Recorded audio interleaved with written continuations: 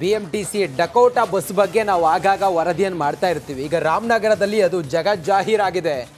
ಎಷ್ಟು ಕೆಟ್ಟೋಗಿದೆ ಅಂತ ಹೇಳಿದ್ರೆ ಬಸ್ಸು ಸ್ಟೇರಿಂಗ್ ಲಾಕ್ ಆಗಿ ದೊಡ್ಡ ದುರಂತ ಸಂಭವಿಸ್ತಾ ಇತ್ತು. ಆದರೆ ಕೂದಲೆಳೆ ಅಂತರದಲ್ಲಿ ದೊಡ್ಡ ದುರಂತ ತಪ್ಪಿದೆ. BMTC ಡಕೋಟಾ ಬಸ್ನ ಬಣ್ಣ ಬಯಲಾಗಿದೆ ನೋಡಿ. ರಾಮನಗರ ಬಳಿ ಅಪಘಾತ ಸ್ವಲ್ಪದರಲ್ಲೇ ಮಿಸ್ ಆಗಿದೆ. ಸ್ಟೇರಿಂಗ್ ಲಾಕ್ ಆಗಿ ತಗ್ಗಿಗೆ BMTC ಬಸ್ ಇಳಿದಿದೆ. ಬಿಡದಿ ಬಳಿಯ ಹೆಜ್ಜಾಲ ಗೇಟ್ ಬಳಿ ಈ ಘಟನೆಯಾಗಿದೆ. ಅದೃಷ್ಟವಶಾತ್ ಯಾವುದೇ ಪ್ರಾಣಹಾನಿ ಸಂಭವಿಸಿಲ್ಲ. ಬಸ್ನಲ್ಲಿದ್ದ 10ಕ್ಕೂ ಹೆಚ್ಚು ಜನರಿಗೆ ಸಣ್ಣ ಪುಟ್ಟ ಗಾಯ ಆಗಿದೆ ಬಿಟ್ಟರೆ ಯಾವುದೇ ಪ್ರಾಣಹಾನಿ ಸಂಭವಿಸಿಲ್ಲ. ರಾಮನಗರದ ಬಳಿ ಆಗಿರುವಂಥ ಘಟನೆ ಇದು. ಸ್ಟೇರಿಂಗ್ ಲಾಕ್ ಆಗೋದ್ರಿಂದಾಗಿ ಬಸ್ ಸಂಪೂರ್ಣವಾಗಿ ಕೆಳಗಡೆ ಇಳಿದಿದೆ ನೋಡಿ.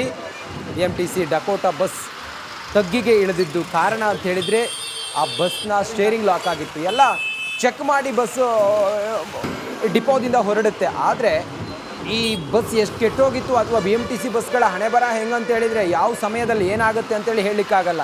ಬೆಂಗಳೂರಿನಲ್ಲಿ ಬಸ್ ಹಾಳಾಗಿ ಅಥವಾ ಸ್ಟೇರಿಂಗ್ ಬ್ರೇಕ್ ಫೇಲ್ಯೂರ್ ಆಗಿ ಮತ್ತೊಂದಾಗಿ ಎಷ್ಟೆಷ್ಟು ದುರಂತಗಳಾಗಿದ್ದಾವೆ. ಅದಾದಮೇಲೂ ಕೂಡ ಎಚ್ಚೆತ್ತುಕೊಳ್ಳದೆ ಮತ್ತೊಂದು ಘಟನೆ ಆಗಿದೆ. ರಾಮನಗರದಲ್ಲಾಗಿರುವಂಥ ಘಟನೆ. ಸ್ಟೇರಿಂಗ್ ಲಾಕ್ ಆಗುತ್ತೆ, ಡ್ರೈವರ್ಗೆ ಏನೂ ಮಾಡಲಿಕ್ಕಾಗಲ್ಲ, ದಿಬ್ಬಕ್ಕೆ ಇಳಿಯುತ್ತೆ ಬಸ್ಸು. ಬಸ್ನ ಒಳಗಡೆ 10 ಜನ ಇರ್ತಾರೆ. ಅದೃಷ್ಟವಶಾತ್ ಅವ್ರಿಗೇನೂ ಆಗಿಲ್ಲ, ಸಣ್ಣ ಪುಟ್ಟ ಗಾಯ ಆಗಿದ್ದು ಬಿಟ್ಟರೆ ಪ್ರಾಣಹಾನಿ ಯಾವುದೇ ಆಗಿಲ್ಲ.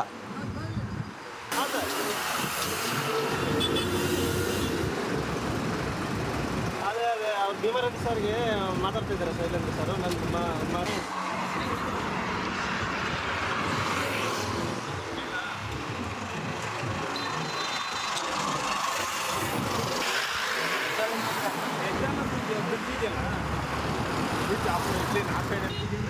ನೋಡಿ, ಇದು BMTC ಬಸ್ಸು. ರಾಮನಗರದ ಬಳಿ ಅಪಘಾತ ಉಂಟಾಗಿದೆ.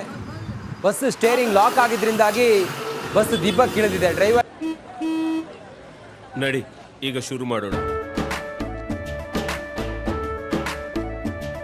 ಕೇಸರಿಯಿಂದ ಮನೋಲ್ಲಾಸ ಮನಸ್ಸು ಮತ್ತೇರಿ ಕುಣಿದಾಡಿದೆ ನೋಡು, ಮನಸ್ಸು ಮತ್ತೇರಿ ಕುಣಿದಾಡಿದೆ ನೋಡು.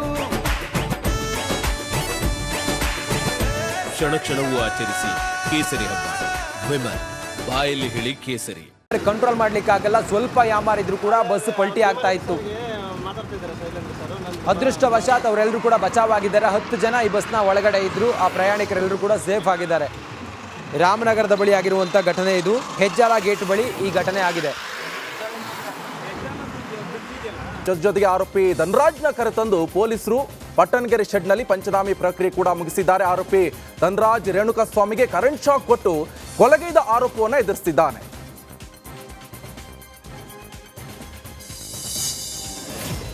ರೇಣುಕಾಸ್ವಾಮಿ ಕೊಲೆ ಕೇಸಲ್ಲಿ ತನಿಖೆ ಚುರುಕುಗೊಂಡಿದೆ. ಮೈಸೂರಿನಲ್ಲಿ ದಾಸನ ಗ್ಯಾಂಗ್ಗೆ ಪೊಲೀಸರ ಡ್ರಿಲ್ ನಡೆಸಿದ್ದು ಸತತ 2 ಗಂಟೆಗಳ ಕಾಲ ನಡೆದಿರುವಂತಹ ಸ್ಥಳ ಮಹಜರು ಅಂತ್ಯಗೊಂಡಿದೆ. PI ಗಿರೀಶ್ ನಾಯಕ್ ನೇತೃತ್ವದಲ್ಲಿ ತಪಾಸಣೆ ನಡೆದಿದ್ದು ರೌಡಿ ಟೀಮ್ನ ಕೆಲವು ಸದಸ್ಯರಿಗೆ ಪ್ರಶ್ನೆಗಳ ಸುರಿಮಳೆಗೆಯಲಾಗಿದೆ. ಇನ್ನು ಖಾಸಗಿ ಹೋಟೆಲ್ನಲ್ಲಿ ಇಂಚಿಂಚು ಪರಿಶೀಲನೆ ಕೂಡ ನಡೆಸಲಾಗ್ತಾ ಇದೆ. 2 ದಿನದ CCTV ವಿಡಿಯೋ ಕೂಡ ಲಭ್ಯವಾಗಿದೆ.